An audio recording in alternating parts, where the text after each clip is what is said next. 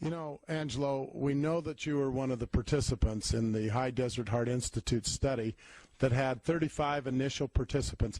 Tell us a little bit about how you got involved in that study. In fact, maybe let's even go back a little bit and tell us a little bit about your health condition that led you to seek out the help of Dr. Siva and the High Desert Heart Institute. Well, ever since I come up here, I've had heart problems, primarily starting out with atrial fibrillation, and then ultimately I required a pacemaker to be put in.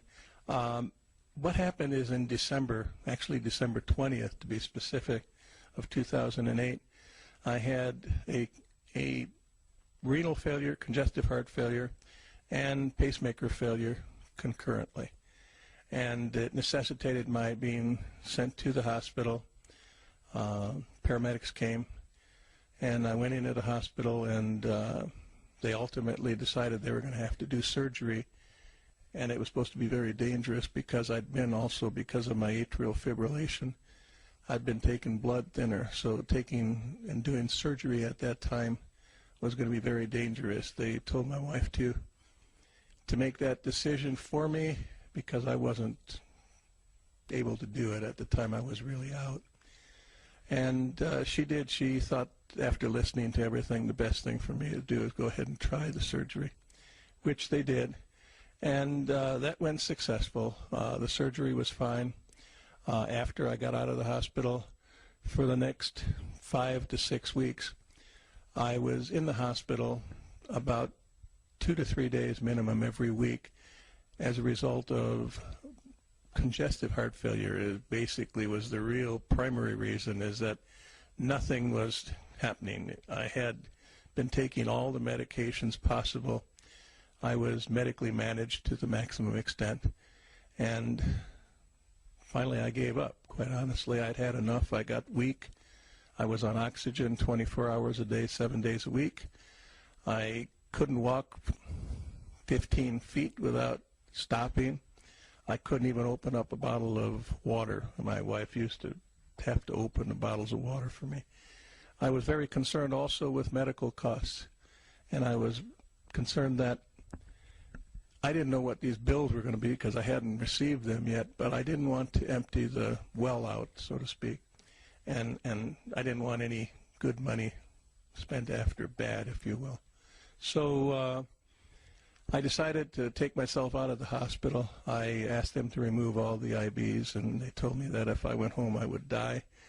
And I said, just give me the papers I need, and I'll go home, because if I'm going to die, that's where I want to be anyway.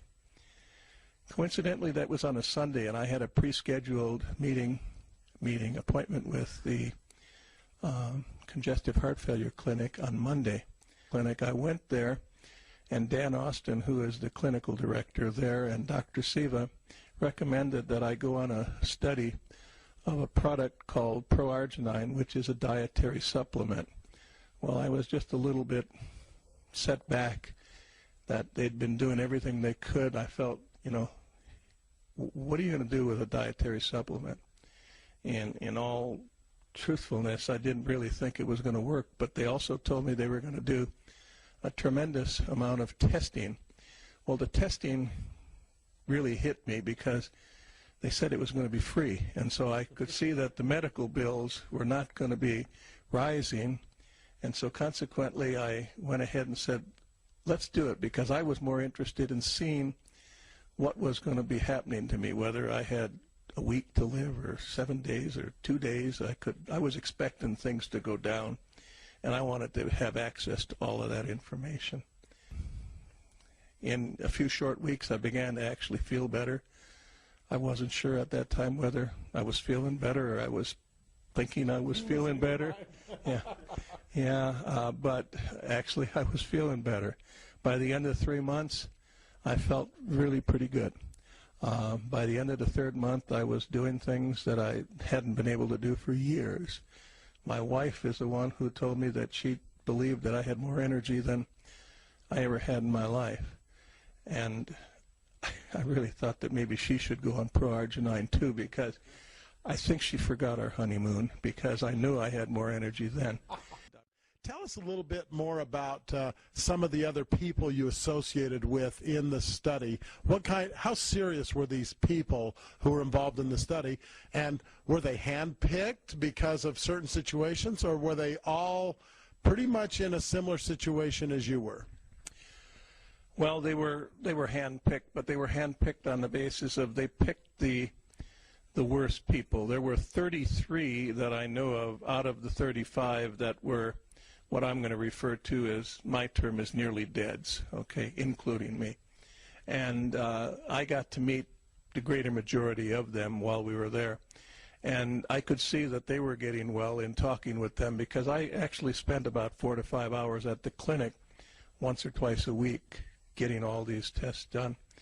And we've had people who were at the clinic who had legs that they were told by their own doctor to have it amputated. They did not have it amputated because they didn't want to, but after taking this study, not for the leg but for the congestive heart failure, that leg is ended up looking great. It's good and doesn't require amputation. That's on one person. Another person was in there taking magnesium. They were there 3 times a week with getting IVs for magnesium because they couldn't get their magnesium level to the minimum required. They also had heart problems, but they were in there for this reason. The first thing they happened to notice was that the magnesium count was increasing. By the end of the 3 months, they were not using hardly any of the magnesium. The magnesium level had gotten back into the normal range, and the person was taking magnesium tablets as well as IV medication direct. And there's no magnesium in the product. That's the interest. What was the attitude among the clinical participants as the weeks unfolded and they actually started feeling better and, like yourself, actually trying to grasp to a glimmer of hope that had not existed when you started the study? Well, they were all really pleased. I mean, especially we had one gentleman that was there. He was taking nitroglycerin tablets, an average of about 16 per day for the angina, I think it's called. And at the end of the study, he was only taking 1. So, and he's still on it. I've not had an opportunity to talk to him since, but, you know, the angina pains went down substantially. I could just go on, but the attitude of the people was great. I mean, they were all feeling good. The interesting thing is at the end of 90 days, which was the length of the study, most of them went off of it. They kept 10 of us on. I happened to be one of the 10 who was one of the worst cases for an additional 90-day study with a reduced amount of the Pro Argi-9. And the other people who were on it, after several weeks, had to come back to the doctor because they weren't feeling very well, and they noticed that they believed it was because they needed something else, and the doctor told them, you really need to get back on your Pro Argi-9. So, but everybody felt good. It was great to go there and see the people being tested and feeling more positive about life. It was terrific. What advice would you have for others in your situation who may have physicians or caregivers that are telling them that really there's no hope or there's nothing they can do? I mean, that they aren't aware of the Nobel Prize research. They're not aware of things like this High Desert Institute. What would you say to, say, a corporate friend or somebody that you've known throughout the country who says, oh, I need to talk to my cardiologist, and he says that he doesn't think there's anything that can help me? What would be your advice to someone like that at this point in their life? Well, actually that has happened many times as I've gone to tell a lot of people about it. There's many people who have come to me and asked me how I got well because they knew I was ready to die. In fact, I have several friends who never even came to see me anymore because they didn't want to see me get worse. So basically what I've told people is that, hey, this worked for me. I've read everything. I've researched it. They know me. I do an extensive research on everything that I do. And a lot of them trusted my judgment. And once they trusted my judgment to get on it, they went on it, and they found out from themselves, and they were telling other people about it and coming back to me. I mean, it's just been great to hear. You mentioned that you could only walk a certain number of feet and that you had oxygen essentially 24 hours a day. You virtually were totally immobilized, almost chronically disabled, so to speak. How does that compare with your life now, 6 months later? There is no comparison. To be specific, I've been monitoring my blood tests, and I guess it is the engineer in me. Since 1995, I've got the records. I've monitored them longer. But I was checking my tests each week and comparing it with all the records I had. And over the years, I had many different tests that were above normal or below normal. Well, what I noticed after the 90-day study, that everything was back in the normal range, which it hadn't been for a long time. My triglycerides were down. My cholesterol was down. Everything was back into the normal range. Oxygen, I no longer use oxygen. It was about 3 months afterwards that I stopped using it. I didn't need it. As far as kidneys, my kidneys are something else, went all the way back to normal. I just had the test here, and my kidneys are at 0.9 for the creatinine, and supposedly that's very good because I think around 0.7 is supposed to be like a teenager. So my kidneys went back to normal, and I was expected to be on dialysis as a minimum and a kidney transplant. So they've gone back to normal. Asthma, I have asthma. You wouldn't know that I have it. I have no shortness of breath. I can walk further.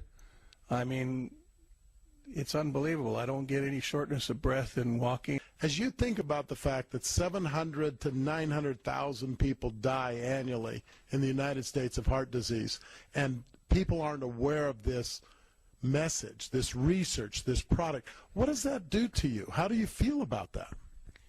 I don't feel very good. I feel good in the sense that I'm spending a lot of time and a lot of effort in trying to make this known to everybody. I just wish it had been known here a year or so ago, because my brother died from congestive heart failure. My mother died from congestive heart failure. Many of my friends have died. I'm just trying to save them one life at a time, if you will, and I've been fortunate that to date I know of one life I have saved, and there are many others that I'm working on. They're working on as well. It's just I really want to spend a lot of time, and I intend to go around and speak to many people on the subject, because I want them to be aware that it's there. Because I'm not sure, actually I am sure, most doctors will not let them know it's available, okay? Because a lot of the people who have taken the information I've provided them to their doctors have basically said, you don't need to take that, you're okay, you know.